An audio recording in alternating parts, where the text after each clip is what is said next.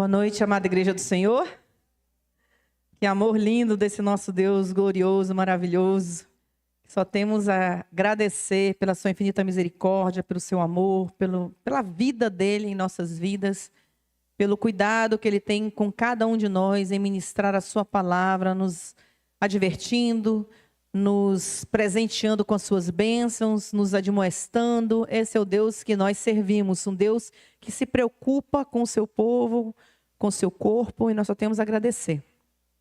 Nós temos um tema hoje: quando o eu morre, o nós floresce. Culto de casais, mas que vale para as nossas vidas como corpo de Cristo também. Gálatas 2:20, Gálatas 2:20. Peço ao pastor Afrânio que leia e logo em seguida ore. Gálatas 2:20.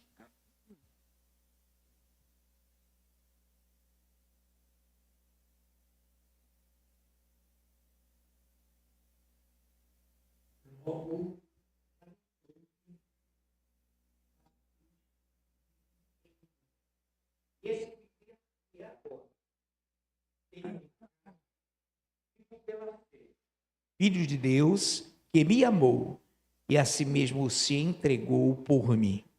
Te bendizemos, bendito Deus, glorioso, majestoso, Deus que aqui nos diriges nesta noite, já nos concedestes que tivemos os 5 minutos de oração, uma tremenda e maravilhosa ministração, tremendos e maravilhosos louvores, e agora também capacita-nos para que possamos receber essa palavra vinda do trono, já colocada no coração da tua serva, a nossa amada pastora Nailfe Jorge, já devidamente ungida pelo teu Espírito Santo.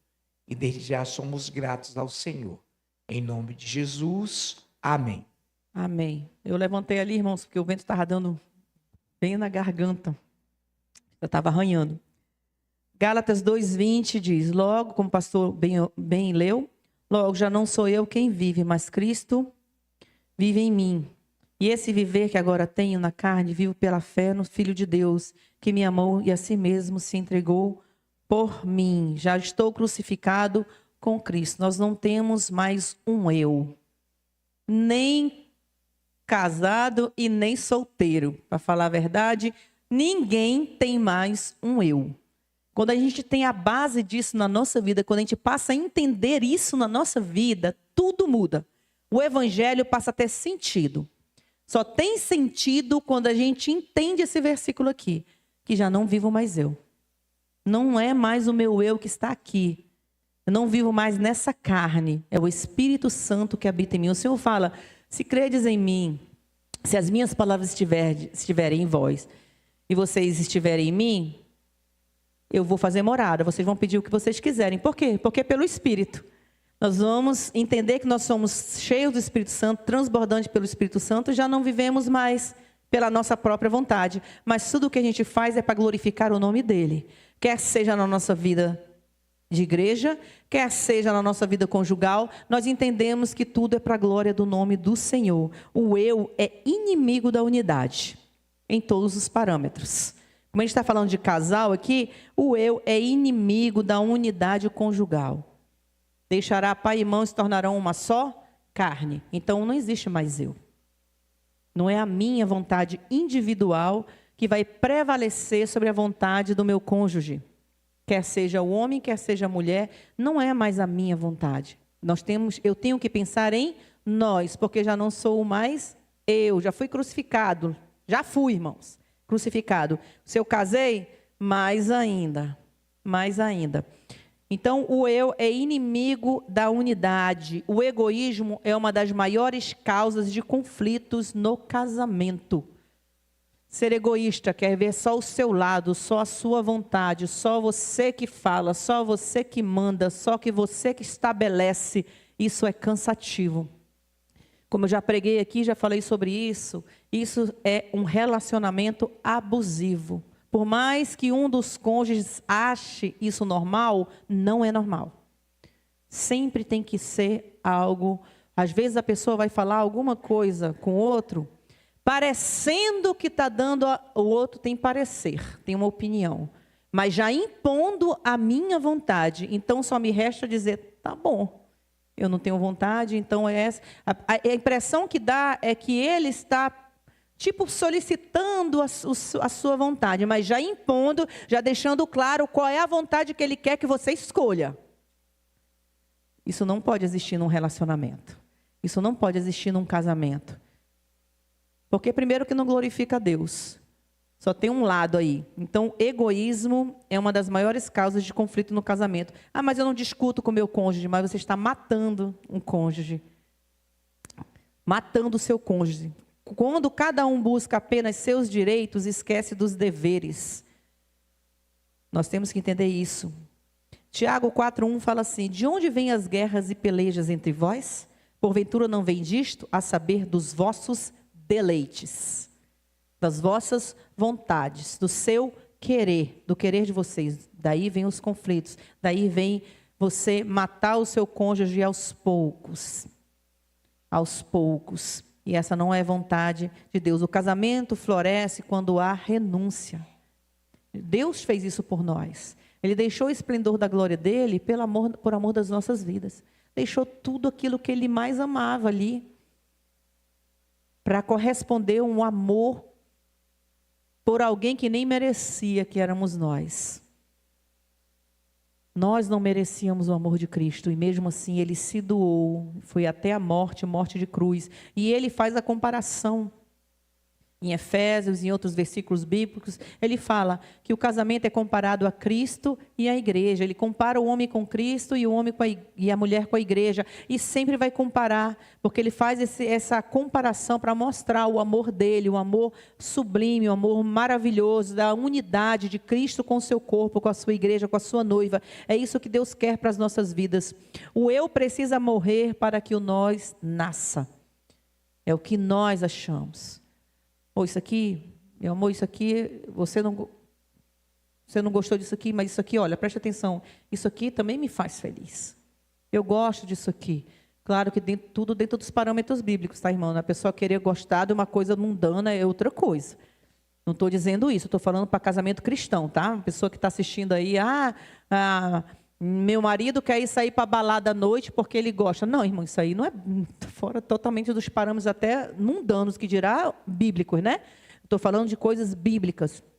Isso aqui também me alegra. Poxa, se te alegra, meu amor, eu fico feliz que você também faça isso aí, porque te alegra nesse ponto. Então, não é a minha vontade, não é o meu eu. A minha vontade é renunciar para que eu veja o meu esposo feliz e para que ele me veja feliz em todas as situações.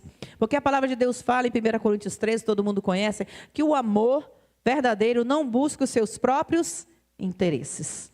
Não é a minha vontade. Somos nós agora. Nós estamos juntos. O amor não busca os seus próprios interesses. Casamento, irmão, é entrega. Casamento eu deixo de viver só para mim, mas para viver para nós. E o nós somos dois, não somos dois? Por mais que sejamos uma só carne, existem dois seres, dois pensamentos, duas pessoas. Tem gente que acha que é uma só carne e só um tem que mandar. E geralmente, falar aqui como, porque eu sou o cabeça, eu que mando. Deus também é responsivo àquilo que nós fazemos aqui. Ele responde aquilo que nós clamamos, não amém? Ele responde. Então é tudo interligado, está tudo na palavra, tudo é o cabeça, a mulher. Porque a mulher tem que ser submissa. Sim, a mulher é submissa, como nós já pregamos aqui várias vezes, a um homem que esteja disposto a morrer por ela. Ela não vai ser submissa a um carrasco, ela não vai ser submissa a um déspota, ela não vai ser submissa a um homem que quer mandar em tudo. Não é esse tipo de submissão que a Bíblia está relatando. Ela é submissa a um homem que está disposto a morrer por ela. Aí é submissão. Eu me submeto. Eu quero me submeter a um homem que faz tudo por mim. A um homem que daria a vida por mim. Irmão, eu vi uma cena real, verídica, eu acho que alguns aqui devem ter visto. Aconteceu um incêndio num prédio, não sei se vocês viram isso. Eu até salvei nos meus salvos lá do Instagram. Aconteceu um incêndio num prédio. E as chamas tomaram conta das paredes, das portas, que o único lugar que eles poderiam vir é para a varanda. Não tinha como eles saírem, o casal não tinha como sair da casa. E o que o homem fez? Ele pegou a sua esposa, colocou do outro lado da varanda, onde vai cair, como é o nome daquilo? Parapeito, né? Ele colocou a esposa dele lá e ficou segurando os braços dela dentro, para que ela ficasse fora de onde o fogo estava. Irmãos, ele morreu segurando a esposa dele e ela sobreviveu. Ele morreu depois de 11 dias porque ele estava quase todo carbonizado. Ele deu a vida por ela. Eu me arrepio todinho. Isso aí é o verdadeiro sentido de um homem que dá a vida pela sua esposa. Ele podia ter se pendurado, não era? Ele poderia ter se pendurado, mas ele não, ele pendurou a esposa dele. Isso é dar a vida. O que falta muito hoje em dia, dos dois lados, irmãos, às vezes a gente quer pegar muito no pé dos homens, mas é dos dois lados. Hoje, a falta de testosterona nos homens, não falo como da igreja, graças a Deus, em nome de Jesus, irmão. Se tiver, a gente vai fazer uma injeção de testosterona aqui nos irmãos, em nome de Jesus. Que eu não aceito o homem sem testosterona aqui nessa igreja, não. Aqui tem macho. Tem macho aqui? Glória a Deus, tudo fala grosso, amém. Glória a Deus. Irmãos, a falta de testosterona nos homens hoje é impressionante. E as mulheres estão com excesso, porque querem tomar o lugar dos homens, querem fazer tudo. Eu dei um exemplo aqui de uma mulher que falou assim, estava num debate, ficou até bem conhecido na internet, de um homem que é cristão, que tem os valores conservadores, que tem princípios. E a mulher entrevistando ele, conversando com ele, eu acho que muitos aqui assistiram, e ela falou assim, deve ser muito difícil ser sua esposa. Uma mulher ser submissa, uma mulher deve ser muito triste ser sua esposa. Ele ser triste, minha esposa. A minha esposa tem quem trabalhe para ela, a minha esposa compra o que ela quer, ela tem quem sirva, faça o almoço, ela tem quem limpe a casa. Eu sou um provedor da minha casa. Aí ela falou assim, ele perguntou, e você? E ela fala assim, você é casada? Sou, mas a maioria das coisas estão em cima de mim. Ela falou, a cara da mulher é aquela cara de morta-viva. Morta-viva. Uma mulher sobrecarregada, mas porque ela quer. Não é porque o homem não tem testosterona, deve ser aquele homem de cocozinho, né? Pai de pet, cachorro dele, os filhos dele, isso é pet. Não tem pai de samambaia, não tem. Um homem banana dentro de casa e uma mulher que se auto-intitula eu que faço. Não, porque a carga está sobre mim. A maioria das coisas está sobre mim. Não, irmão. É dos dois lados. A mulher quer se impor, quer fazer tudo, quer tomar a frente de tudo. E o homem se acomodou como homem. Não é mais macho. Só é do sexo masculino. Só. Não tem mais nada. A gente vê cada cena.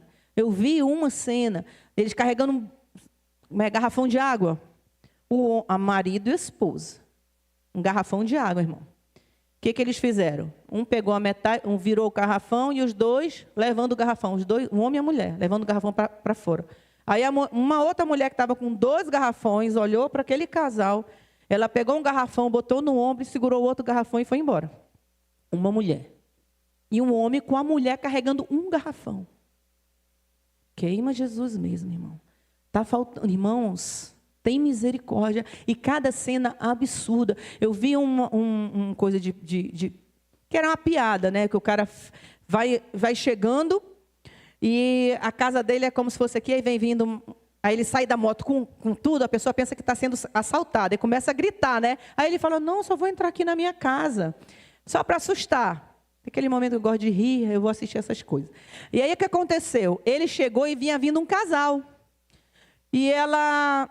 Quando ele saiu para ir, eles começaram a gritar, o homem pegou a mulher, jogou em cima do suposto ladrão e saiu correndo. Um homem jogou a mulher. E isso num assalto real também que eu vi. Não sei se vocês assistiram. Vinha 2 caras numa moto para assaltar um casal. O cara jogou a mulher em cima do assaltante e saiu correndo. Ela pegou e entregou a bolsa para o assaltante. Ele já ia subir, ele desceu, apontou para o cara e devolveu a bolsa para a mulher. Ficou com dó da mulher. Que o cara fugiu e deixou a mulher sozinha. Irmão, cadê os homens desse país? Cadê os homens desse mundo, irmãos? Não está aqui, né? Estão tudo aqui na igreja, glória a Deus. Louvado seja o nome do Senhor, em nome de Jesus. Não tem mais. Está difícil. O negócio está difícil. Agora, tu imagina se a gente entrasse em guerra. Acabou, não tem, mano, se os americanos ali entrarem aqui para pegar o togado, vai sair tudo, porque está tudo assim. Não tem mais macho, não tem. Está difícil, porque os cristãos não vão defender, com certeza, o togado. Os que são machos, né? Não vão. Vão deixar, pode levar. Então, irmãos, nós temos que entender que nós temos que fazer os nossos papéis. Cada um tem seu papel, cada um tem sua função.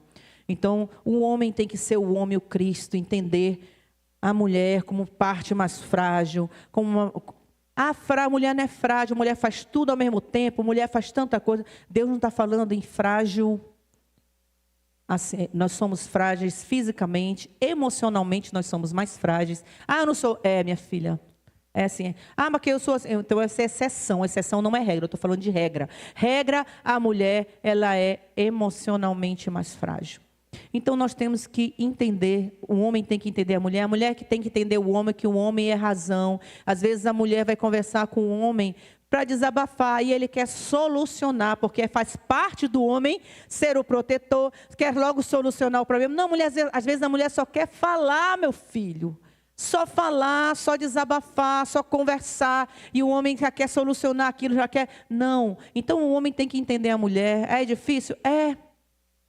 Mas cada um tem a sua esposa, cada um tem o seu marido. A gente tem que aprender a entender no olhar, irmãos. A gente está vendo, acontecer alguma coisa... Poxa, isso aqui, o que está acontecendo? Meu marido está frustrado, a minha esposa está frustrada. Tem que começar a entender. Porque nós não somos mais só a minha vontade, não sou eu. Se eu estou bem, então pronto, acabou. Tem gente que é assim, se está bem, o outro não interessa se está triste, não me interessa se está... Posso até dar aquela aparência de que está tudo legal, mas a gente sabe quando alguma coisa está errada. Então, nós temos que entender. Não podemos buscar o nosso próprio interesse. Cristo é um modelo de renúncia, irmãos. Ele morreu por nós, ele se entregou por nós. E nós temos que viver isso. E é isso que Deus quer. Se entregar. Um marido é chamado a amar nesse mesmo padrão de Cristo. E a esposa responder em respeito e entrega. Efésios, como eu falei, depois você lê 5, 25 a 28, fala sobre isso. Nós temos que fazer. E aí eu pergunto assim para você, depois você analisa, né, a sua vida como casado. Aí você pode pensar assim, eu hoje agi pensando em mim ou em nós? É uma coisa para nós refletirmos. Será que hoje eu agi pensando só em mim? E às vezes é todo dia, né? Será que eu só penso em mim ou eu penso em nós? Um casamento saudável não é medido por quem vence as discussões, mas por quem cede em amor. Casamento em Cristo, irmão, casamento. Porque casamento vem de Deus, não interessa se é do mundo ou se é daqui, se é cristão. Casamento não é competição. Um casal não pode andar competindo. E como tem?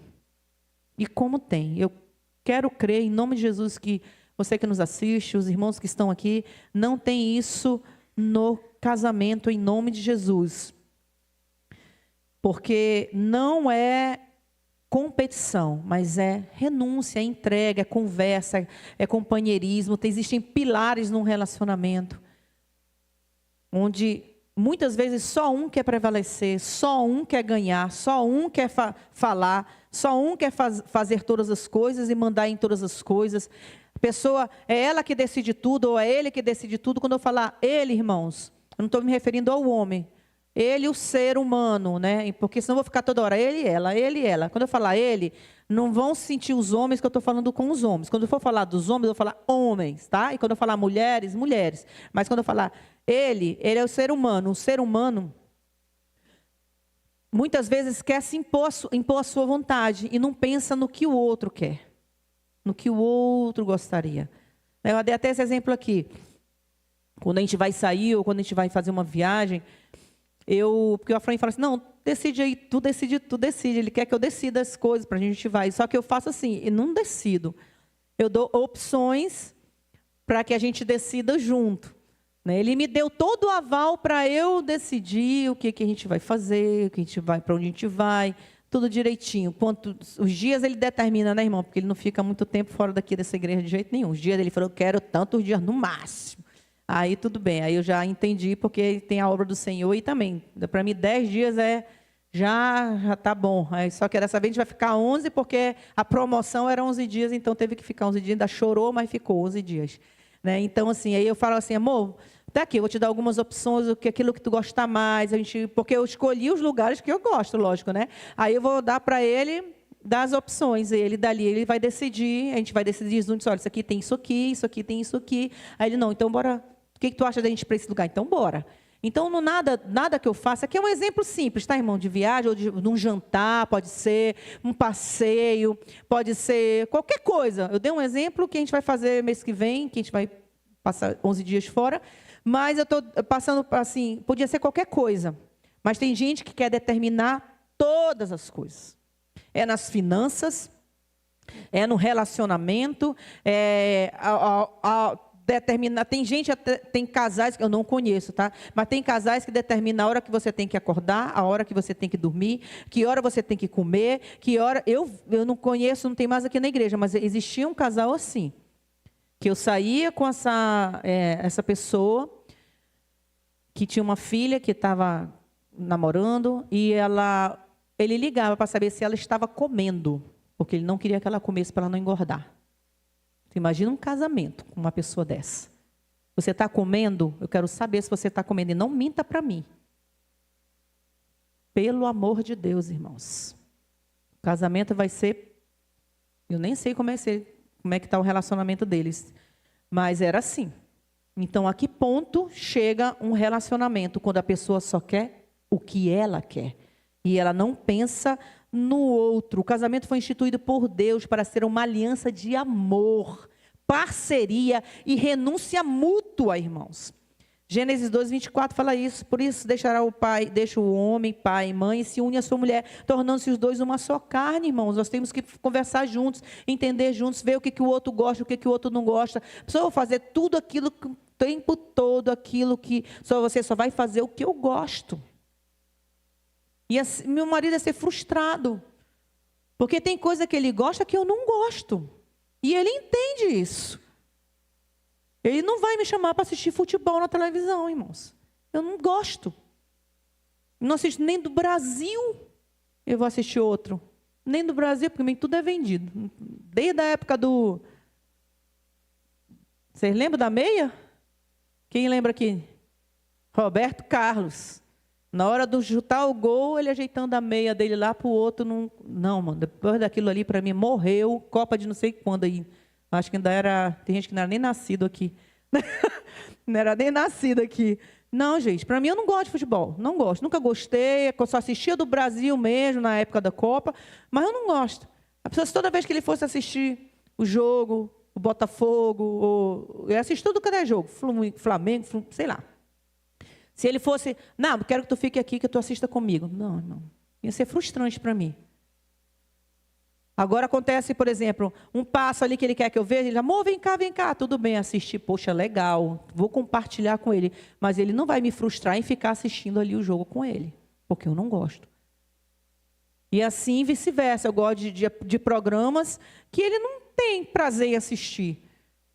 Tipos de filme, eu não gosto desse tipo de filme, aí não vou chamar. Nós assistimos os nossos dois, a gente escolhe junto, bora assistir, tu gosta desse tipo aqui? Eu também, então bora assistir junto? Bora. Aí a gente assiste junto, porque não é o que eu quero, é o que nós queremos. Momentos a gente renuncia para ver o outro feliz. Irmão, tem gente que não é assim, que nós entendamos que nós somos duas pessoas diferentes, que nos unimos e que aprendemos a nos entender, a renunciar em amor, a nos entregar em amor. É isso que Deus espera. Foi instituído por Deus essa parceria, essa renúncia no Senhor. Agora, quando os cônjuges agem de maneira egoísta, aí, meu irmão, pensando apenas em sua própria vontade, essa aliança é desequilibrada. Não é uma aliança equilibrada, trazendo dor e às vezes até distanciamento.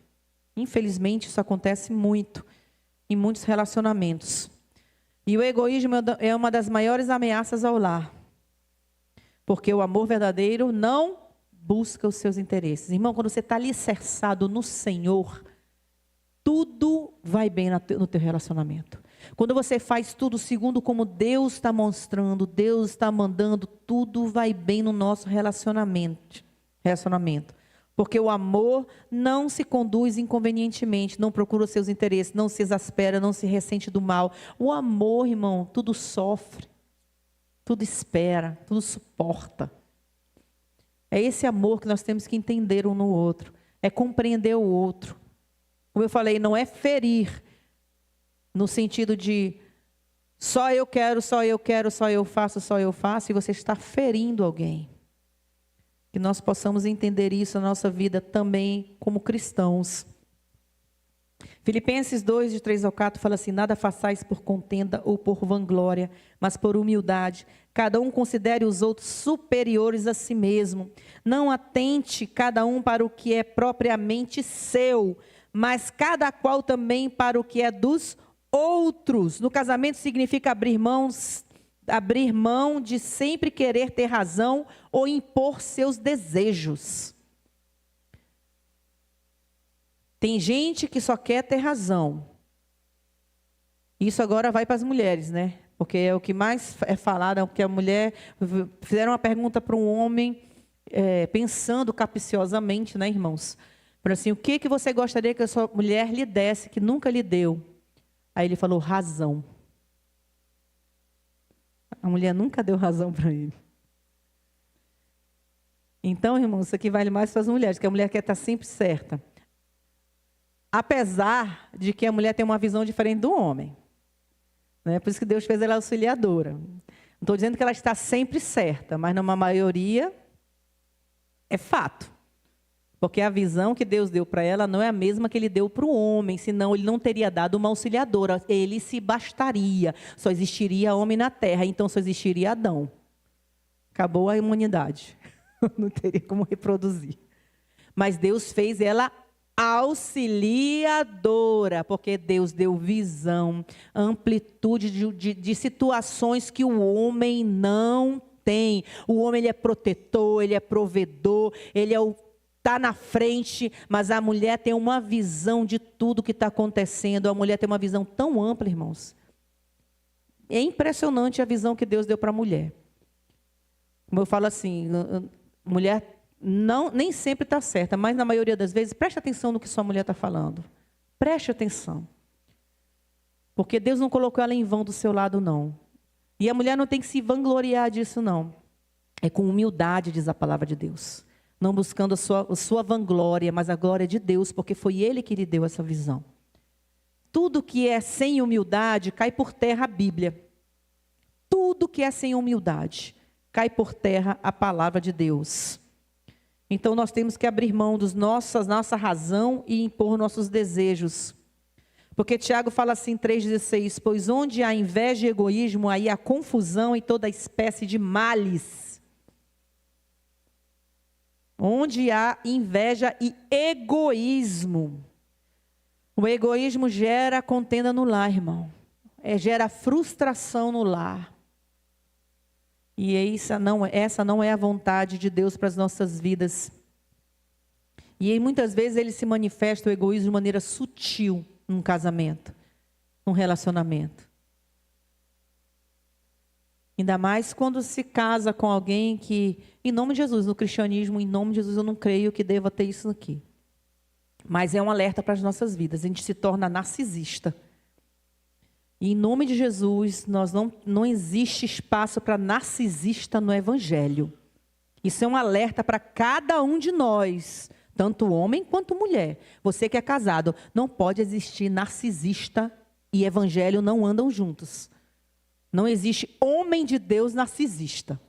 Mulher de Deus narcisista. Não existe.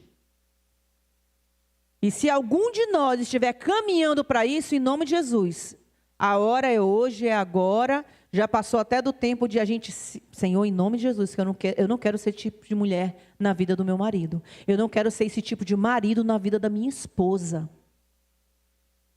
Estou acabando com ela, estou acabando com eles, porque eu me imponho. Às vezes sutilmente, porque o narcisista, ele se impõe sutilmente. Ele não é escancarado. Ele fala de uma maneira, lembra, homem e mulher. Ele fala de uma maneira que a pessoa se sente culpada por fazer o que é certo. Estou fazendo nada demais, mas eu me sinto culpada e até aceito o que a pessoa está falando, o que ele está falando, porque eu acabo achando que eu estou errada e não estou. E a pessoa vai impondo a sua vontade, o seu querer, de maneira sutil, mas você está matando a pessoa que você diz amar. Infelizmente. Infelizmente. Então nós temos que ter os nossos olhos abertos para nós não sermos esse tipo de pessoa. Nós não sermos esse tipo de pessoa em nome de Jesus. Porque nós somos servos de Deus, do Deus vivo. Ele nos chamou em amor, em paz, em unidade, em comunhão. Comunhão, não existe comunhão fazendo só a minha vontade. Não é comunhão. Não tem como ser comunhão com esse tipo de procedimento na minha vida. Quando só um decide os rumos da casa, sem ouvir o outro. Quando um exige atenção, só um tem que ter atenção. Quando só um quer ser servido, quando as necessidades emocionais e espirituais do seu cônjuge são ignoradas, porque é a minha vontade, porque é o que eu quero. Entenda, irmão, a pessoa não vai se impor. A gente tem que prestar atenção na nossa vida. A gente não vai se impor com sutileza, que nós não sejamos como Satanás, em nome de Jesus. Que a gente está sendo boca do inferno e agindo como Satanás age. Que ele age com sutileza, em nome de Jesus. Quando as suas preferências pessoais são sempre prioridade, mesmo em detalhes simples, escolhas, finanças, lazer, tarefas domésticas, intimidade, sempre é o que eu gosto.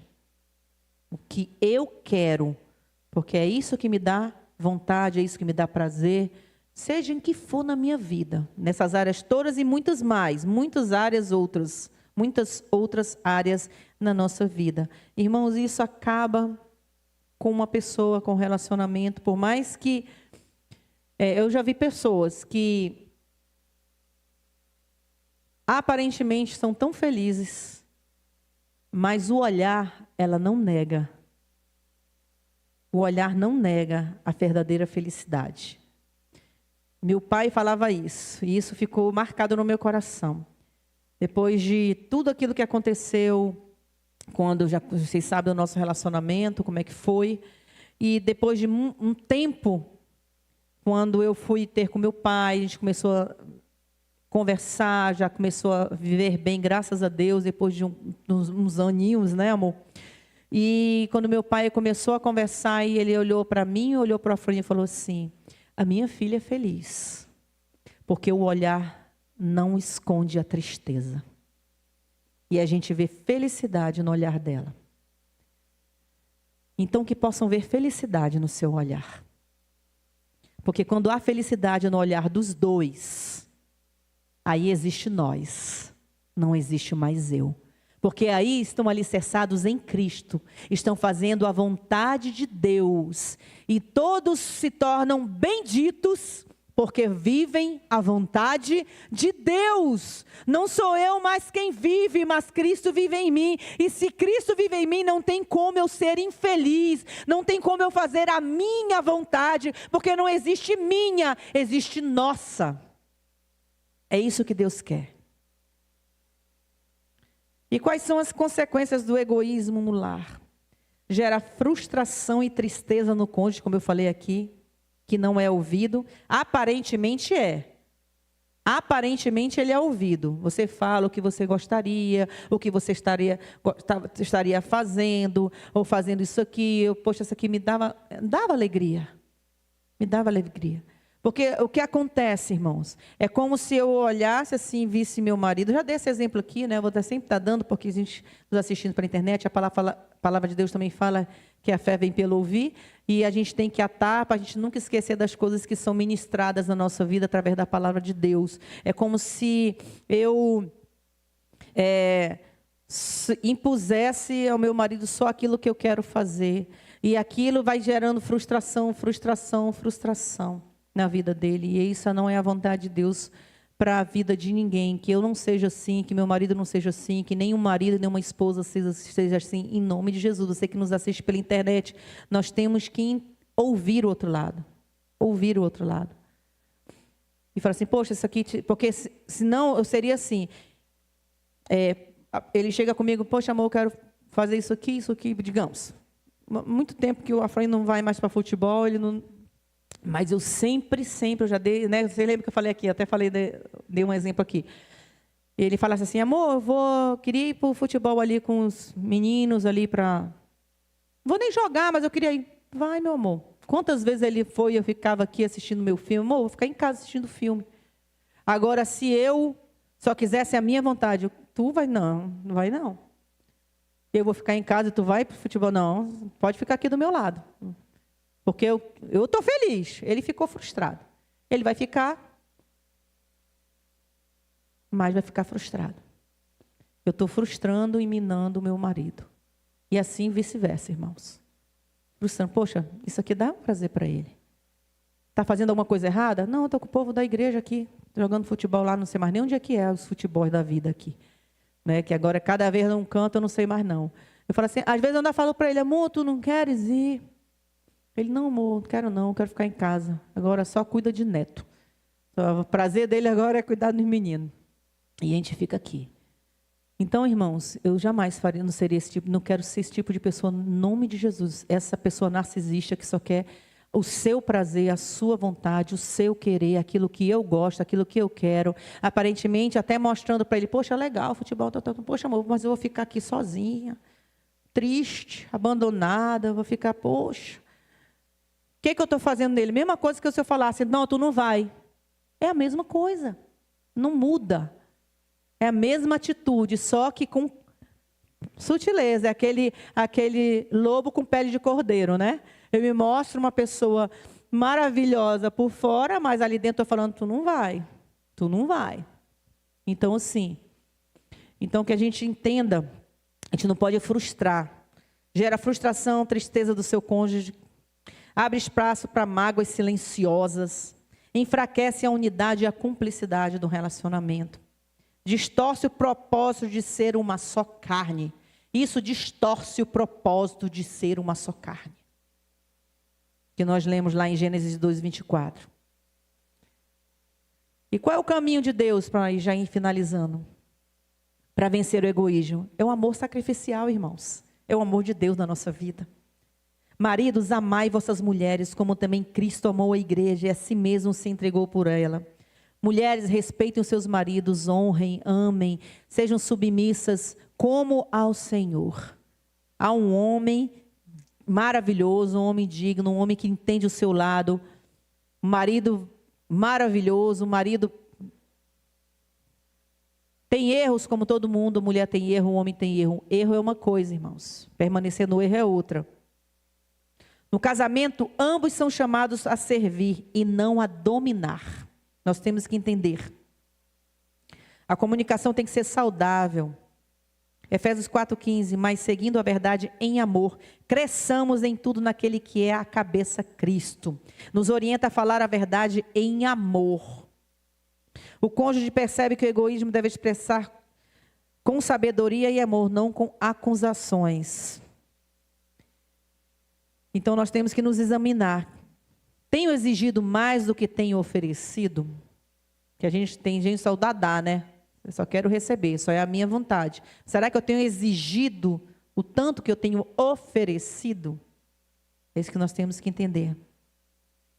Viver a verdade de Deus. Nós temos 2 corações e um propósito eterno. Já foi até ministrado isso aqui. Nós temos um propósito de servir a Deus, irmãos. E ninguém serve a Deus com algemas, pregado, enraizado. Não, a gente serve com liberdade, com amor.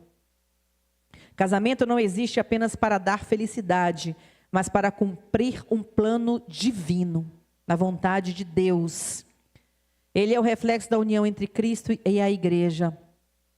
O lar é um lugar de adoração, testemunho, gerando geração de legado espirituais. São 2 corações, irmãos, mas um só alvo. Porque não vivo mais eu, mas Cristo vive em mim. Nós temos que entender isso e viver a vontade de Deus. Não existe perdedores, irmãos. Não pode existir casamento com perdedores. Um casamento de competição gera perdedores. Um casamento de complementação gera vitória para os dois. Aquilo basicamente foi pregado na quarta-feira. Casamento não é palco para disputa, é projeto de Deus para parceria. Andarmos juntos, vivermos a vontade de Deus, o que Deus tem preparado para as nossas vidas. Em nome de Jesus, amados. Marido, pergunte, estou amando minha esposa como Cristo amou a igreja? E a esposa pergunta, estou apoiando e respeitando o meu marido como a igreja respeita a Cristo? Isso tem que fazer parte da nossa vida. Cada um fazendo o seu papel, não existe eu, é nós. Estamos caminhando juntos no mesmo propósito, ou cada um buscando o seu próprio interesse? Ou você buscando o seu interesse, e o seu interesse do outro tem que ter o mesmo interesse que você? Não, irmãos. Pelo amor de Deus, em nome de Jesus. É parceria, não é disputa. Eclesiastes 4, de 9 a 10, fala, melhor é serem 2 do que 1, porque tem melhor paga do seu trabalho, porque se caírem, levantará o seu companheiro, mas ai do que estiver só, pois caindo não haverá quem o levante. Estamos juntos nessa peleja. Em nome de Jesus, que nós possamos entender essa vontade de Deus para a nossa vida e vivermos o que Deus prometeu. Já peço que o ministério de louvor já vá subindo. Nós temos que estar juntos nos desafios financeiros, emocionais, espirituais, caminhar lado a lado, lembrando que não é eu contra você, mas nós contra o problema. É isso que nós temos que entender. Viver exatamente o que Deus quer para cada um de nós. Que nós possamos viver isso. Quando um só manda, o outro apenas obedece. A domínio, não unidade. Quando só um que manda. Não existe unidade, existe domínio. É aquilo que eu falei, é um casamento abusivo. E muitas vezes a gente nem se dá conta de que está vivendo isso. Então que nós possamos viver a vontade de Deus. Entender que nós temos que caminhar juntos e vivermos juntos segundo a vontade de Deus. No casamento, para finalizarmos, não se vence quem impõe a própria vontade, mas quem aprende a amar como Cristo amou, servindo e se entregando. E se a gente vive assim, irmãos, nós temos plenitude no nosso relacionamento. Amém? Glória a Deus, louvado seja o nome do Senhor. Palavra que Deus colocou no meu coração, peço ao pastor Frank que possa orar.